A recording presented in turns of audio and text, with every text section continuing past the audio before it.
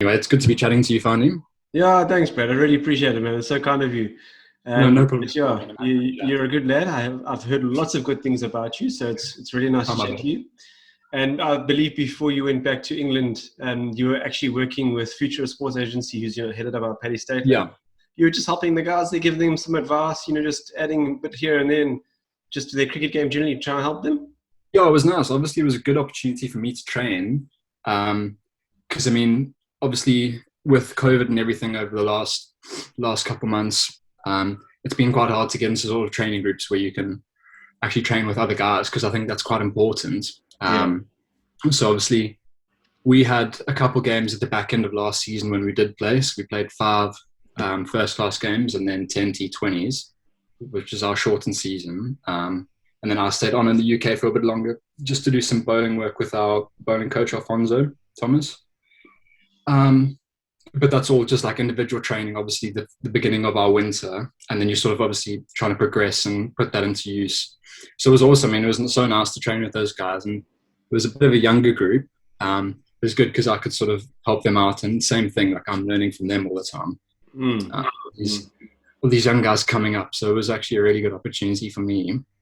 So just to train and get some good time and great bunch of lads. I mean, obviously it was nice to train with them and started playing club cricket now back in Durban. So Yeah. it's been good to see them. I think one of the guys got a four for on the weekend. So yeah, it was good. No, it's brilliant, Brad. And I think that's why it's so good to see you guys. I mean, giving back because you obviously understand what it's like to go through what they're going through as well. So it's really, really, really impressive, Brad. So well done. Because you educated in Clifton, Durban, and cricket was there was a lot of focus on cricket at the school, one of the major sports that they drive there. But that drive must have had an influence on you, didn't it? Yeah, definitely. I mean, when I was coming through, I started playing first team there in grade 10, and I was chatting to you earlier, we had Senior and Sammy, who was my captain. So seeing guys like that coming through and how hard he worked, and just sort of the drive that he gave the rest of the guys. Because obviously when I arrived at Clifton, it was still a relatively new school, so they didn't have much of a reputation for their high school sports. Obviously, prep has always been good. So there was a real drive to try and push the guys and make something. So we always saw ourselves almost as the underdogs because we didn't have these big, strong squads like other schools did. But yeah, it was a really good set for us to sort of push the cricket at the school. And I mean, there's some good cricketers coming out there now. You've got Zach Baruch, who's at the Dolphins, and a couple of other guys that have come through. So it's been awesome. I said it was just nice to get sort of guidance from Sen and those sort of guys above us. And always have good coaches there. So we've been very lucky, and that's obviously helped me in the long run. Yeah, but I mean, you've done well because not too long after that, well, you actually played in Coke 19 week. And one game in particular, I think it was against the Northerns. You bowled 12 overs, 6 maidens. You went for 11 runs. And your economy was 0.92 in that game. So Yeah. it obviously shows that you grasp concepts very quickly, I would assume. Is that how you see it? Yeah, definitely. I mean, I presume, that would have been I think we played like a 2-day game sort of thing. So we wouldn't have really played much of that at school. It was all 50 over and a couple of T20. But yeah, I had quite a good Coke week. I was very fortunate. We had such a good group of guys there. And we had Yash as our coach, which he was really good. He sort of pushed us to think about our games a lot more than what we had. Obviously, the Clifton side was really good and sort of pushing me into that setup. But yeah, it was such a good experience because you're playing against such good schoolboy cricket teams, and you just like a really good opportunity to push yourself and prove yourself, put your hand up and sort of show everyone this is what I'm about and this is what I can do. So I've been so lucky. I've had such good coaches on the way through, and everyone's looked after me really well. And so we had a really good team in that Coke week. So that was a really, really good opportunity. Yeah, and you definitely took your opportunity probably because you obviously did something right because not too long after, I think there was a few exchanges, and then now you happen to be in Hampshire. Yeah, absolutely. Brilliant. That's the thing. I was quite lucky because I did pretty well at Coke Week. I bowled nicely. And Dale Benkenstein, who was the Hampshire coach at the time, was doing some consultancy stuff for SA. And I mean, I was just trying to bowl as much as I could and said, just take my opportunities wherever I can. So went to bowl at the SA Test squad in the Nets, I think it was, just before one of their series, and Banks saw me. I was literally just running and trying to bowl as fast as I could, prove a point. And I think he knew that I had a British passport and I was looking to go over to the UK. And he just said, well, come over, see what you're about. And just sort of took off from there. No, absolutely brilliant. Because you've done well. I think your average bowling speed is about 135 k's, if I'm not mistaken, round about there. Yeah, I think, well, the game's been clocked up be somewhere around there, be 85 miles or so. Wow, that's decent. That's decent, Brad. Well done. But talk us through a bit about your role at Hampshire. Are you taking the new ball, first change? Well, what do you feel suits you in terms of the role that you played in the bowling? Well, generally speaking, I've played a lot more 4-day cricket for Hampshire. So I'd be taking the new ball generally. We've always had a pretty strong bowling lineup, so it's not always easy to push your way into the team. I mean, at the moment, we've got Kyle Abbott, Mohammed Abbas, who are going to take the new ball. So, I mean, I know I'm not going to take the new ball out of either of those guys' hands unless I'm really putting my hand up there. We've had Fidel Edwards for the last 5 or 6 years. So, I mean, it is hard to put your name in that selection. But I said it's so good because it's pushing everyone to be better. You've actually got to really prove yourself and make everyone know how good you are to get that spot. But yeah, so generally opening bowler, 4-day cricket. More of a strike bowler than economy bowler. I'm in there trying to take wickets. That's my job. I'm bowling to take wickets. Then similar things, sort of white ball cricket. We've played a couple internal T20s over the last week, which has been good. But that'd be opening the bowling. So normally two up top and then 2 overs of the death. And then same sort of stuff for 50 over cricket. No, excellent, Brad. You just mentioned the names there. Yeah, obviously Kyle Abbott and Liam Dawson, I think he's there as well. Yeah. James Vince. So you've got some really tough batsmen to bowl to as well. So you've got to make sure your skills are up there all the time.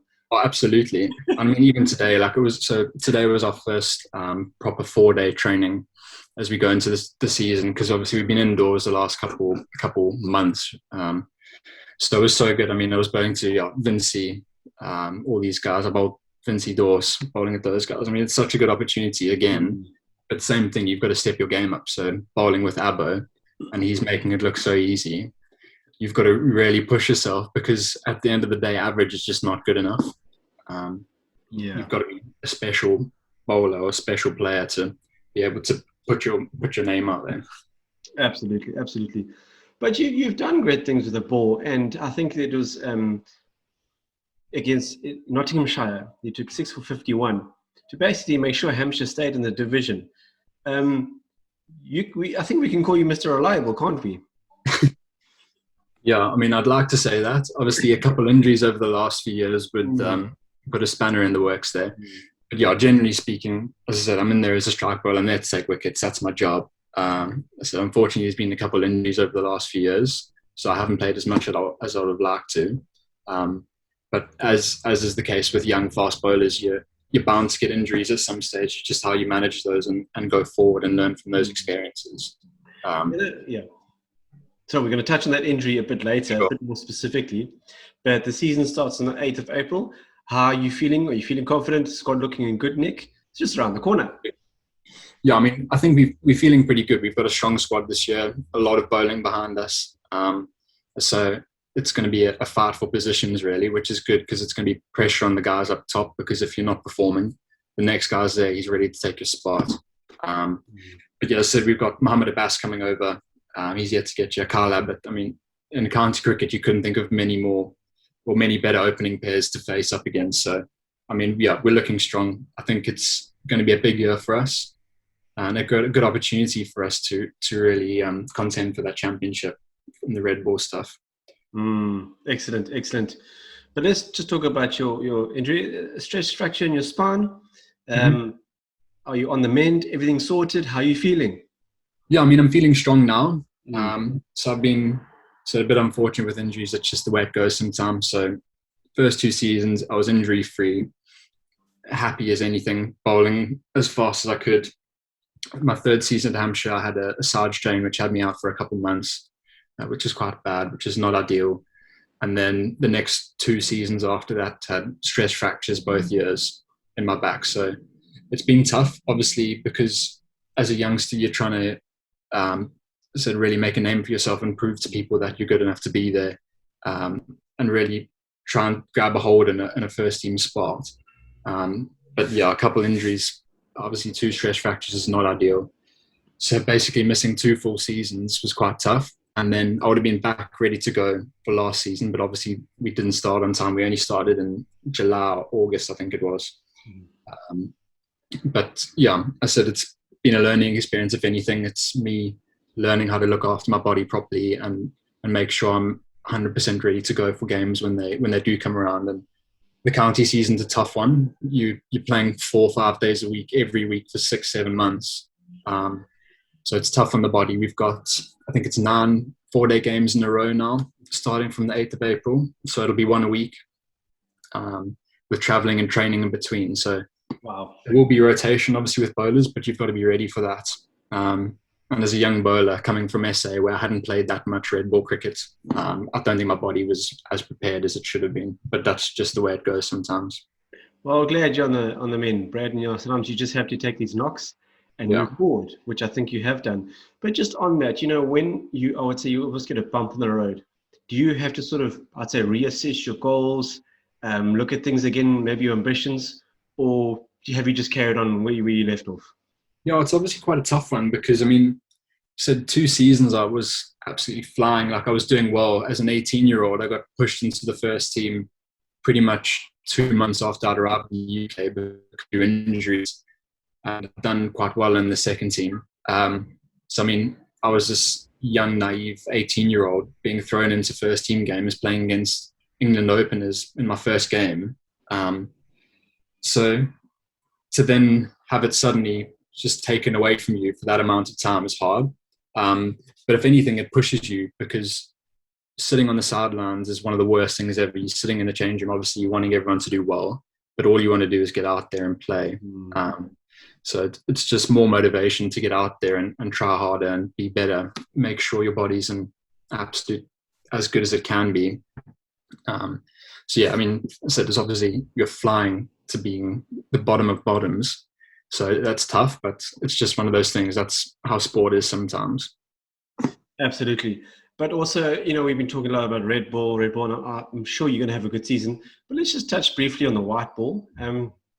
And I think you've also done your fair share of good work in 2020 cricket. And just talking briefly about a 2 for 17 spell against Sussex, where you defended 4 runs in the final over. Man, pressure suits you well, doesn't it? I mean, yeah, I think I'm quite lucky in that I actually enjoy bowling under pressure. I feel like it brings the best out of me. So when I'm bowling at the death and defending small targets, I feel like that's when I'm at best. So, I mean, that was obviously a bit of a freak of a game. It happens. And there's me again, 19 years old, bowling to Ross Taylor, thinking like, this guy's a legend of the game.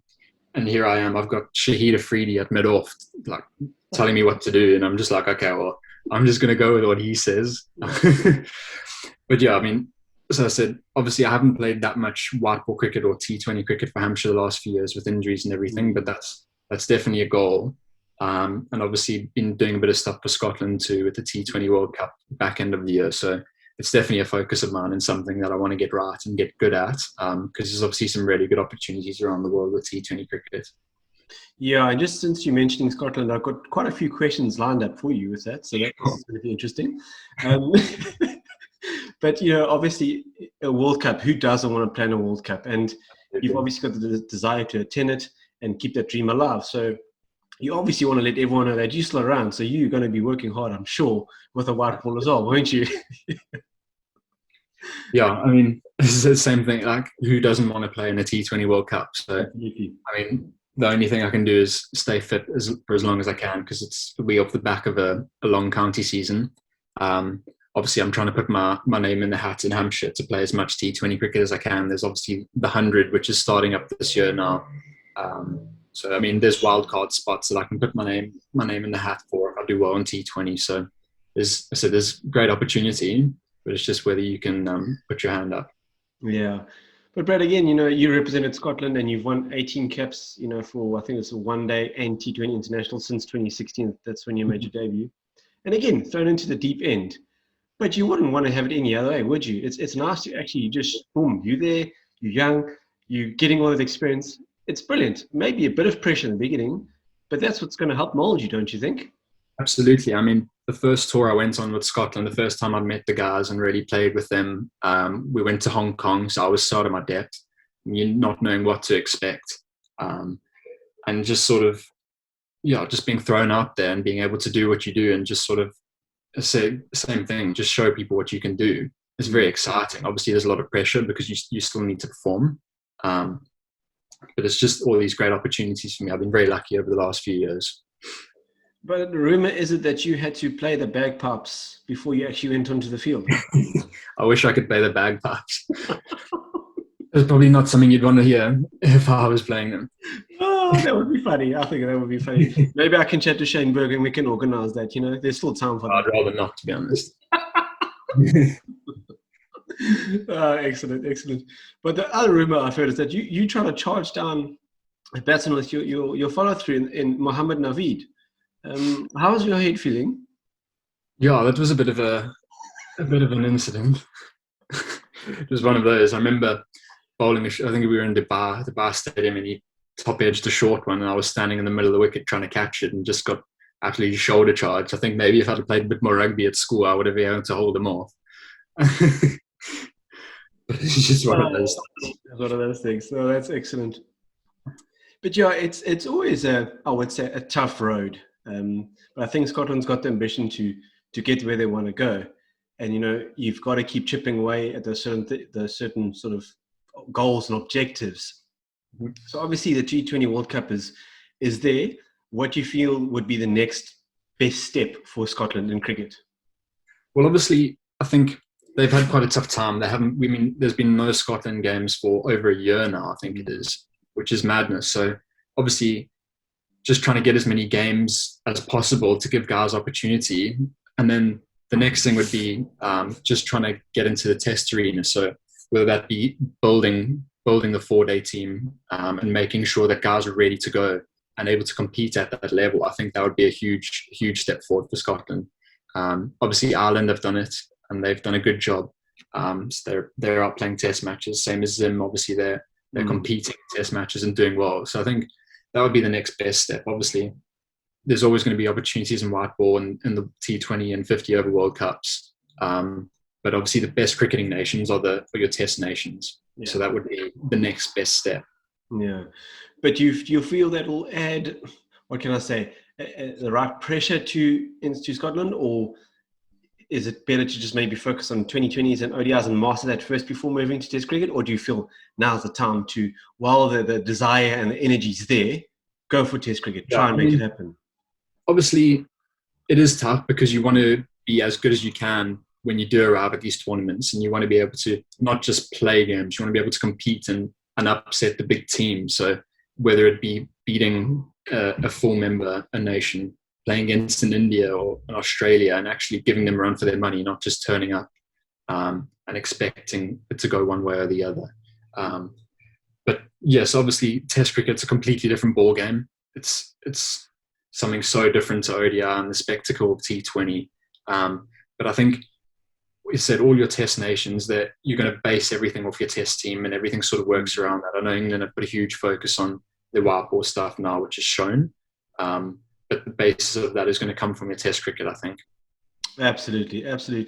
Yeah, well, I think it's definitely something to look at, because, I mean, if South Africa are going to be playing Ireland, albeit for a few ODIs in, I think it's July, maybe they'll become knocking on Scotland's door. Who knows? And just before you know it, it's just a momentum. Yeah. And you're absolutely. There's obviously teams that have come out and played in Scotland. Obviously, there was that win over England a couple of years ago, which was amazing and something I wish I could have been a part of. But that was just after my first stress fracture, so I wasn't able to play. We've had Sri Lanka over there, obviously playing against West Indies and teams like that. So yes, there's obviously, that's where the guys have got to perform. But when you get those games, it's obviously a great opportunity because it doesn't come around every day. and there aren't the same opportunities as there may be for other countries. So it's just making sure that when you get those games that you're 100% ready, which is obviously tough because the guys are not playing that much cricket. They're obviously training and doing as much as they can, but there's just not that much cricket available. Yeah, and it can be a bit of a frustrating one because there's only so much you can actually work on, if you know what I'm trying to say, without playing. And Absolutely. then as you play, you develop and you get better. So it must be interesting trying to set up training programs and all of that. Yeah, and it's also a tough one because then the next thing is you want to get guys into counties and playing good first class cricket because there is no first class cricket in Scotland. But then the same thing, if guys are involved in counties, it's hard for them to then come in and out when necessary to go play your Scotland stuff. Because if you're constantly in the first team and fighting for a contract or whatever it may be, to then go off for a couple of weeks to play in Scotland is not very easy. So it's sort of obviously trying to sort of get a balance between getting guys good cricket and availability. So yeah, lots of planning and thinking to do because that's not straightforward. That's very, very interesting. But Brad, just briefly talk about your amount of wickets you've taken. And the Red Ball Cricket for Hampshire, I think it's 61 wickets in about 28 matches. For Scotland, 23 wickets in 13 ODIs. You're taking wickets, my man. You sort of have a goal that you want to get to, or you're just going to keep working hard at it, almost be like a James Anderson, and you just keep going. I mean, it's hard. You can't, to set yourself a target and say, I want to get this many wickets in my career is obviously hard because, I mean, circumstances change and you never know what's going to happen. But yeah, I said at the end of the day, it's my job to take wickets. That's what I'm here to do. So I'm going to try my best to do it no matter who I'm playing for. But yeah, so that's obviously a goal. But I said, obviously in the county season, there's markers that you can set. So they say a good county season for a bowler would be 50 first-class wickets. I mean, I haven't played a full season where I've played every game. So you just obviously have these ideas in your head as to what you'd like to get to and what you think would be good, but you just sort of take it as it comes. So you never know where you're going to be in a few years' time or whatever the case may be. Yeah, absolutely. No, that's excellent. And it's interesting at the moment, just going back to Test cricket, India and New Zealand are going to be playing the Test Championship final, which is quite interesting. With all due respect to New Zealand, they've been impressive. Yeah. What's your money on, Brad? Who's going to win that one? I don't know because I mean the game's now at our ground in Southampton. It's been moved from Lords. Yeah. I presume it's going to be a pretty flat wicket, so it could go any way. To be honest, I mean obviously India are an unbelievable team. They're always going to have lots of talent coming out of India, and New Zealand have been so good. I mean watching those guys play, they've got such good bowlers, very good batters. So I mean. I'm not going to say a name, but it could go either way. You never really know. Yeah, that's good. Neutral venue. Let's see what happens. Oh, that's going to be really, really interesting. Yeah, I guess it's keeping cricket, or Test cricket specifically, more alive because it was really interesting not so long ago where, you know, I never in my life thought I'd see a Test match finish in 2 days and only 842 balls being bowled and a Test match was decided. Yeah. Who saw that coming? It was, anyway. I mean, you never know what you're going to expect and come across in India, so that's just how it is sometimes. Absolutely. Yeah, that's brilliant. But Brad, you're not just a cricketer, you also studying, or you studied BCom accounting. Yeah, so I was studying accounting, but I've just changed over to like a BCom management, just something a bit broader. But I think it's obviously important to have backup plans, not to necessarily say that if things go wrong, but a cricketer's career, you're not going to play until you're 50 or 60 or whatever it may be. You've got to have plans in place for when you do finish playing, whenever that may be. But we're very lucky over in the UK. We've got the PCA, Professional Cricket Association, who look after all the cricketers. So they're constantly checking up on guys and making sure that they've got plans in place for post-cricket, and they're working on things now. So whether it be doing an internship somewhere in the winter or studying some sort of degree or just having some sort of backing other than cricket, even if it's a coaching background or your courses or something like that. It's obviously very important because at the end of the day, cricket career is only so long. So you have to have other things in place by the time that finishes. Absolutely. But you never know. You could be like that guy, man. What's his name, man? He's like 45 and he's still playing county cricket. Aaron Stevens, maybe? Kent, Guys, you could end up doing that. I don't think my body's got that long in it. Nah, shame, Brad. Don't put yourself under that pressure, shame. I mean, he's good. Like he's Yeah. taking 5 wickets every other game, scoring 50s. He's unreal. I don't know how he does it. Yeah, it's actually crazy. It's actually, yeah, it's something else. Well, Brad, it's been an absolute pleasure to chat to you. Thank you so much for your time. Wishing you well this season. You've been working really hard. You're a busy man. It's because you're putting a lot of effort in. So awesome to see, and wishing you well, man. Good luck. I hope it goes well for you. Thank you very much. It was great to chat, Ryan. Thank you for your patience and understanding. I appreciate it, Brad. No worries at all. You look after yourself now, eh? You too. And don't forget to eat your food. Yeah, I've polished it up. Cheers, Brad. Cheers, Ryan. Thanks. Thank you very much. Bye. Bye.